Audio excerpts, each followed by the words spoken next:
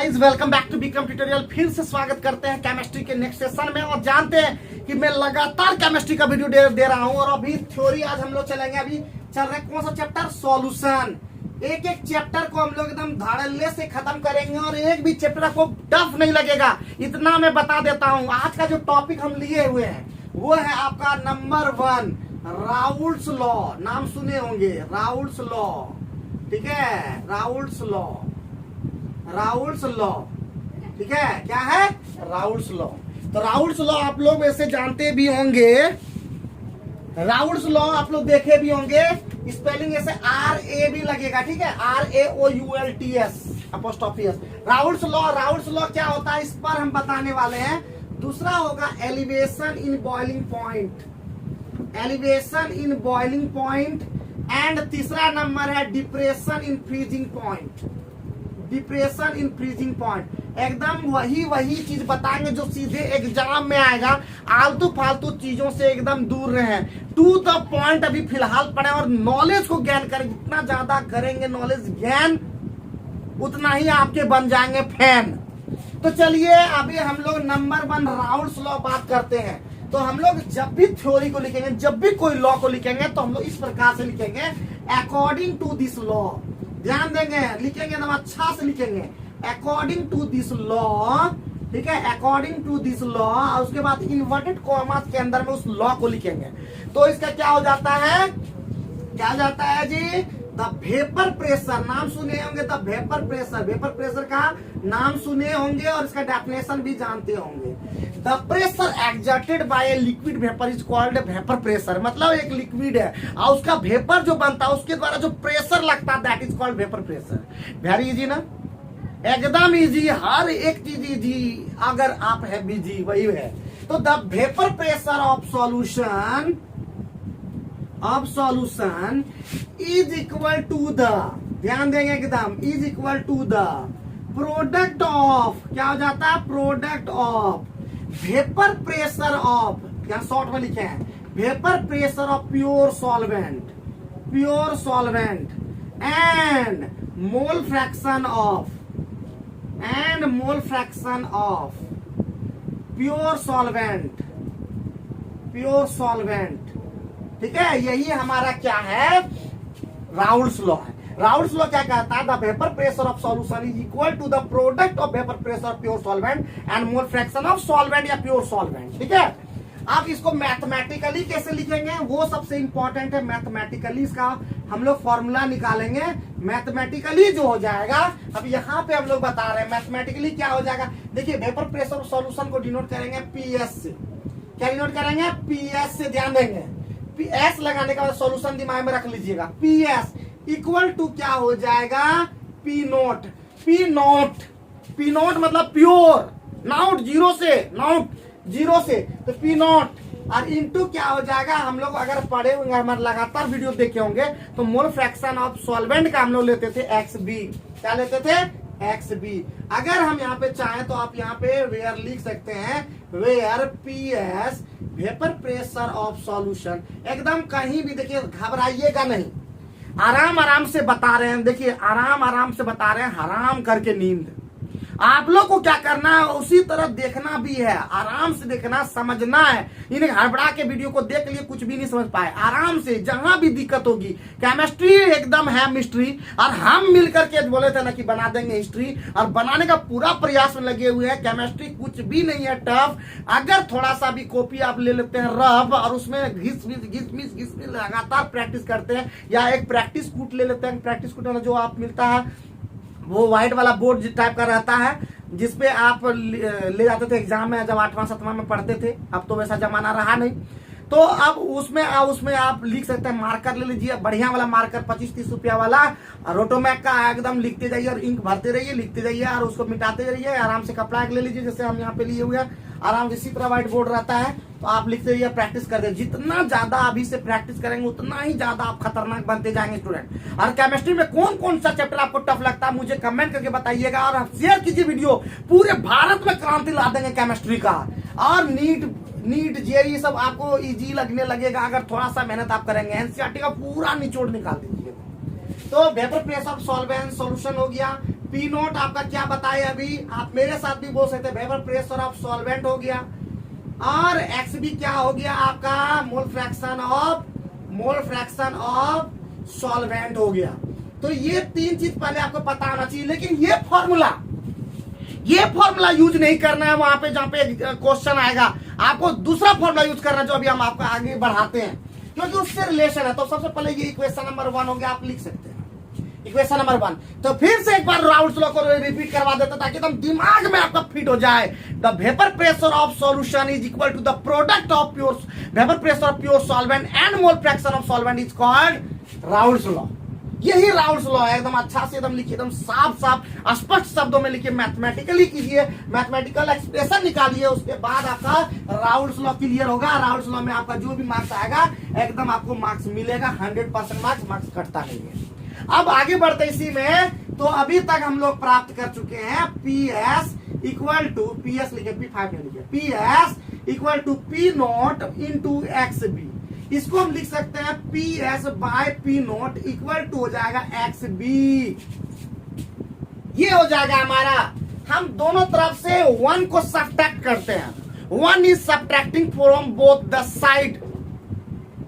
समझे क्या, लिखने की जरूरत नहीं है, हम लोग आगे बढ़ते हैं। 1 minus P S by P note equal to 1 minus X B, and you know the formula X A equal to होता है X A plus X B equal to होता है 1, क्योंकि हम बताते थे sum of mole fraction of 2 components is equal to 1।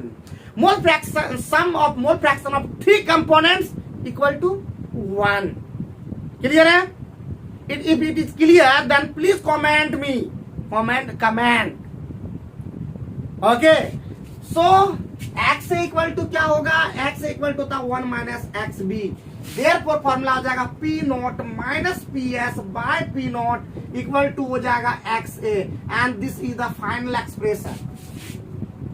And इसको और आगे जाएंगे तो xa के लिए हम लोग लिखेंगे small n by small n plus capital n। अगर हम इस solute is very small compare to solvent, that means n is very less compare to capital N, that means n is negligible, then we can ignore it. That means हो जाएगा, that means क्या हो जाएगा, P nought minus P S by P note equal to small n by capital N। Ignore कर सकते हैं, तो final हो जाएगा स्मॉल n का वैल्यू हम बता चुके हैं, P note minus P S by P note equal to small w by small m, और ये हो जाएगा capital W by capital M। आप जानते हैं, यू नो दैट मीन्स हमारा फॉर्मूला आ गया P note minus P S by P note equal to small w by small m capital M by capital W, and this is the final expression. और इसी formula को याद करना है, तो पहला फॉर्मूला हम लोग डिराइव कर दिए, पहला फॉर्मूला हम लोग डिराइव कर लिए, ध्यान देंगे, पहला फॉर्मूला हम लोग डिराइव कर लिए। 1-2 पॉइंट जो जानना जरूरी है, पूछ सकता है what do you mean by lowering of vapour pressure, what do you mean by lowering of vapour pressure. Lowering of vapour pressure is the difference in vapour pressure of, देखिए ये वाला P note minus P, vapour pressure of pure solvent and vapour pressure of solution is called lowering of vapour pressure, is called lowering of vapour. बोल दे रहे हैं, आप लिख लीजिए, pen और कॉपी रोज बोलते हैं, एक बार पेन और कॉपी साथ में रखिए, वीडियो का यूज कीजिए, सिर्फ ऐसे वीडियो चला देने से नहीं होगा, ठीक है, साथ में एकदम। अगर हम मेहनत करते हैं आपके लिए, तो आपको भी मेहनत करना अपने लिए। आप अपने लिए मेहनत करेंगे, मेरे लिए नहीं कर रहे हैं, आप अपने लिए कर रहे हैं खुद। तो थोड़ा सा वीडियो को शेयर भी कीजिए। अगर बनना है जबरदस्त, तो मुझको बनाना होगा मस्त, कर देंगे हर आदमी को पस्त, समझे? तो इसका मतलब एक बार फिर से सुन लीजिए, the difference in vapour pressure of pure solvent and vapour pressure of solution is called lowering of vapour pressure. It is denoted by, आप कुछ भी डिनोट कर लीजिए, और उसके बाद lowering of vapour pressure equal to P note minus P S, ये हो गया। अब नेक्स्ट टर्म आता है relative lowering of vapour pressure. तो this is the relative lowering of vapour pressure. इसका डेफिनेशन आप खुद हमको कमेंट बॉक्स में बताइए। Relative lowering of vapour pressure एकदम आप खुद कर सकते हैं। डेफिनेशन से आप यहाँ इसको देख करके आप आराम से बोल सकते हैं the ratio of lowering of vapour pressure and vapour pressure of pure solvent is relative lowering of vapour pressure. उम्मीद आप समझ पाए होंगे कि निकालना क्या रहेगा। जो निकालना होगा वो निकाल पाएंगे, लेकिन आप कॉन्सेप्ट को क्लियर रखिएगा तब ना निकाल पाइएगा। कॉन्सेप्ट ही क्लियर आपका नहीं है तो कैसे निकलेगा। Theory is very very important. If theory is good, if your theory is good then practical will be very good, because everything comes out from the theory. Theory is important. Theory में theory लगा देना है। तो पहला हमारा हो गया समाप्त। दूसरा आते हैं, दूसरा नाम जो अभी हम बताए थे, पहला फॉर्मूला आप लोग याद कर लेंगे, P note minus P S by P note equal to small W by small M into capital M by capital W. Formula याद कर लेंगे, अभी फिर से हम लिखेंगे, डोंट वरी। अब दूसरा आते हैं जिसका नाम है कॉलिगेटिव प्रॉपर्टीज। आप लोग नाम सुने होंगे, कॉलिगेटिव प्रॉपर्टीज सुने हैं क्या? नहीं सुने हैं ना, कोई बात नहीं। तो कॉलिगेटिव प्रॉपर्टी का हम लोग थोड़ा बात कर लेते हैं। कॉलिगेटिव प्रॉपर्टी, कॉलिगेटिव प्रॉपर्टी क्या होता है? कॉलिगेटिव प्रॉपर्टी क्या होता है? This is very very important term, colligative property. कभी कोई कॉलिगेटिव प्रॉपर्टीज भी बोल सकता है। What do we mean by colligative properties? And it is very very important terms. तो दैट टर्म, तो that means it is very very important. मेरे से बोला था दैट मीन्स, तो दैट मीन्स बहुत ज्यादा आएगा। तो कॉलिगेटिव प्रॉपर्टीज क्या है? तो द प्रॉपर्टी डेफिनेशन इतना सिंपल होगा, इतना होगा सिंपल, मुंह में नहीं होगा पिंपल, निकलेगा इधर से डिंपल, चेहरे पर रहेगा मुस्कान, बन जाएंगे किसी की जान, बनेगा ऊपर से आपका पहचान। थोड़ा सा नाम ले लीजिएगा, हमारा नाम ले लीजिएगा, हमारा नाम। तो the properties which depend on, अच्छा से लिखिएगा, we depend on the number of particles of solute, not to solvent is called या are called colligative property। लिखिए, बैठिए नहीं, लिखिए। बैठना तो है, बैठ के ही लिखना है। खड़े होके कौन लिखता है भाई? बैठ के लिखिए, अच्छा से लिखिए, सुंदर सुंदर राइटिंग में। The properties which depend on the number of particles of solute not to the solvent is called colligative properties. And there are 4 types of colligative properties. ठीक है, टाइप्स ऑफ कॉलिगेटिव प्रॉपर्टीज ये भी आ सकता है। Types of colligative property, एक एक चीज जानिए ना, एक एक चीज जानिए। और कौन सा चीज आपको टफ लगता है मुझे बताइए ना, मुझे बताइए ना, एकदम कर देंगे, एकदम सिंपल, एकदम हलवा कर देंगे, पूरा हलवा। खाए हलवा ना, कितना हलवा लगता है, हलवा पूरा इजी कर देंगे एकदम, समझ रहे हैं? एकदम सुज्जी कर देंगे, सुज्जी, थोड़ा सा बुज्जी। तो ये हो गया। अब 4 तरह का कौन है? तो पहला है नंबर 1। नंबर 1 होता है relative lowering of vapour pressure. Relative lowering जो भी हम पढ़ा चुके हैं, relative lowering of vapour pressure पहला हमारा कॉलिगेटिव। दूसरा है elevation in boiling point. Elevation in boiling point, BP मतलब बॉइलिंग पॉइंट समझिए। तीसरा है depression in freezing point, depression in freezing point. और चौथा है ऑस्मोटिक प्रेशर। चौथा क्या है? Osmotic pressure. ये 4 टाइप का कॉलिगेटिव प्रॉपर्टीज आपको याद रखना है। देखिए, बहा रहे हैं पसीना, चौड़ा हो रहा है मेरा सीना, लेकिन अगर आप नहीं करेंगे मेहनत, बचा देंगे आपका पीना, बोल देते हैं। तो मेहनत करेंगे। अगर फिर भी मैं बोलता हूं, अगर थोड़ा सा भी केमिस्ट्री में अगर प्रॉब्लम हो रहा है, केमिस्ट्री में थोड़ा सा भी प्रॉब्लम हो रहा है, मुझे बताइए। मैं हूं केमिस्ट्री का टीचर, बदल देंगे आपका फ्यूचर और बदल देंगे आपका फीचर भी, समझे ना? हुलिया बदल देंगे आपका, मस्त बना देंगे आपको। ऐसे आप पहले से मस्त हैं। बस चिकनाहट ला देंगे। खाली बताइए कि क्या टॉपिक आपको टफ लगता है। तो चलिए हम लोग ये पहले फिर से उतार लेंगे कि ये सबसे पहले what do you mean colligative properties, colligative property का टाइप कौन कौन सा है, और पहला हम लोग बात भी कर लिए relative lowering of vapour pressure का। दूसरा हम लोग अभी आगे बढ़ने वाले हैं what do you mean by elevation in boiling point. और टफ नहीं लगने देंगे, जैसा कि कहीं भी आपको ग्राफ से पढ़ाते, ग्राफ से पढ़ाना कोई बड़ी चीज नहीं है, लेकिन डरना नहीं है, डरना नहीं। जो डर गया तो घर गया। डरते वही हैं जो लड़ते नहीं है। तो एलिवेशन इन बॉइलिंग पॉइंट, सबसे पहले बॉइलिंग पॉइंट की बात करते हैं, फ्रीजिंग पॉइंट की बात करते हैं। ठीक है, बात करें थोड़ा सा बॉइलिंग पॉइंट। वैसे जनरली लोग जानते हैं। देखिए हम लोग यहाँ पे वही टॉपिक की बात करेंगे जो इंपॉर्टेंट है आपके लिए, जो फायदा देगा आपको। वैसे बात तो बहुत चीज, बॉइलिंग पॉइंट का एक एक चीज बात कर सकते हैं, लेकिन हमारे पास टाइम नहीं है कि हम उतना बात करें। हम वैसे टॉपिक की बात कर सीधे एग्जाम में आपको आए,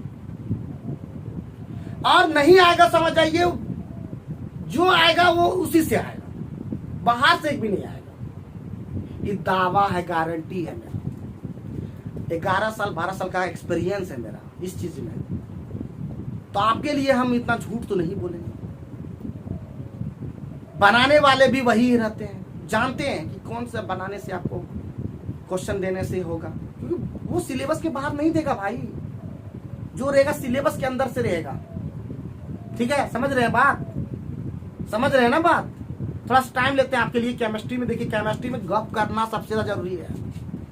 खाली बता देंगे तो वो दिमाग में जाएगा, ऐसा नहीं कि नहीं जाएगा, लेकिन गप भी साथ में करेंगे, थोड़ा थोड़ा इंजॉय भी करवाएंगे, देश दुनिया के बारे में बात करेंगे, कैसे आप आगे जा सकते हैं। तो अभी से एकदम केमिस्ट्री को इतना अच्छा कर लीजिए, केमिस्ट्री का टीचर भी बन सकता है आगे में। इसके अंदर में और भी बहुत सारा डिपार्टमेंट है जिसमें आप लोग अच्छा से कर सकते हैं। तो चलिए बॉइलिंग पॉइंट की बात करते हैं। द टेम्परेचर, देखिए टेम्परेचर के बाद boiling point is just is temperature. कोई पूछेगा what is the unit of temperature, kelvin, degree Celsius, degree Fahrenheit, Rymer, but the main important unit is Kelvin, degree Celsius, and we must know the changing of units, मतलब conversion of units। तो क्या होता है, kelvin equal to होता है 273 plus degree Celsius. ये formula को याद रखना होगा। अब बॉइलिंग पॉइंट क्या होता है, the temperature at which liquid changes into vapour,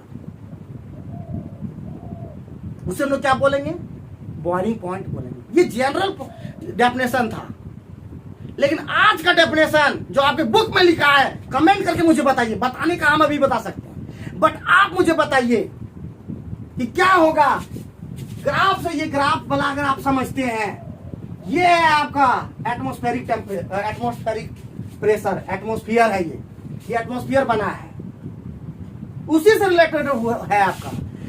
थोड़ा क्या बोल बता दें, the vapour pressure of liquid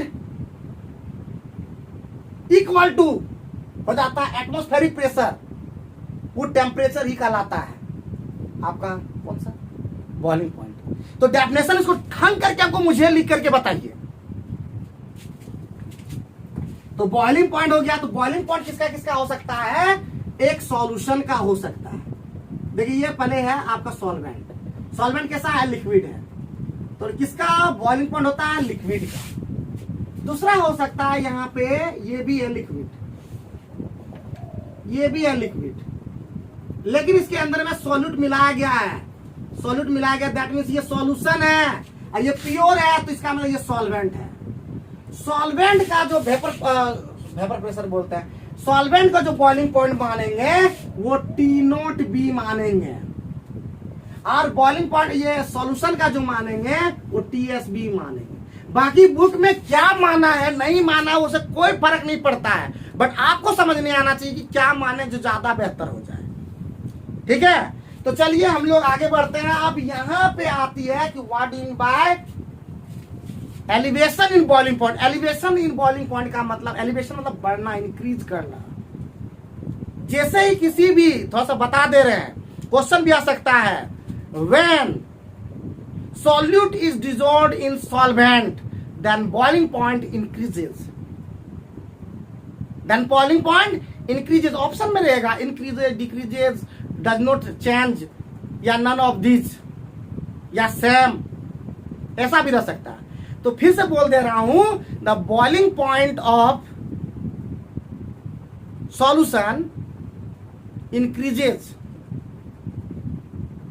या ऐसे जैसे हम बताए शुरू में वैसा क्वेश्चन रहेगा। अब क्वेश्चन ये समझ में आ गया कि इंक्रीज करता है, इंक्रीज करता है, और वो इंक्रीज जो चेंज जो होता है, इंक्रीज वैल्यू होता है, that is called elevation in boiling point.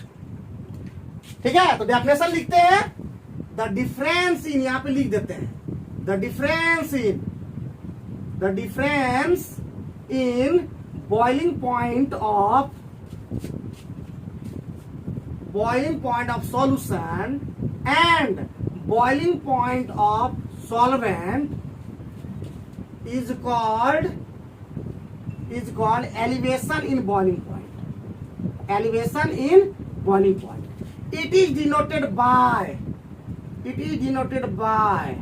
delta TB.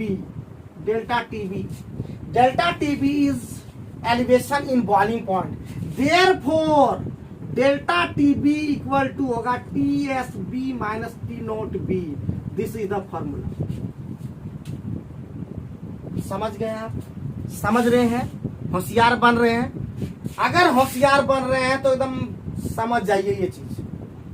ठीक है, अब आगे की वीडियो में हम लोग आगे बढ़ाएंगे कल, क्योंकि बहुत ज्यादा प्रेशर लग रहा है, ज्यादा लग रहा है, तो धीरे धीरे करके चलेंगे, क्योंकि आदत भी छूट गया था, थोड़ा छूट गया ऐसा लगता है।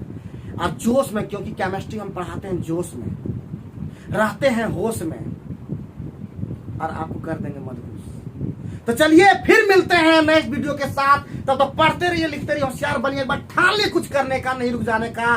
जय हिंद।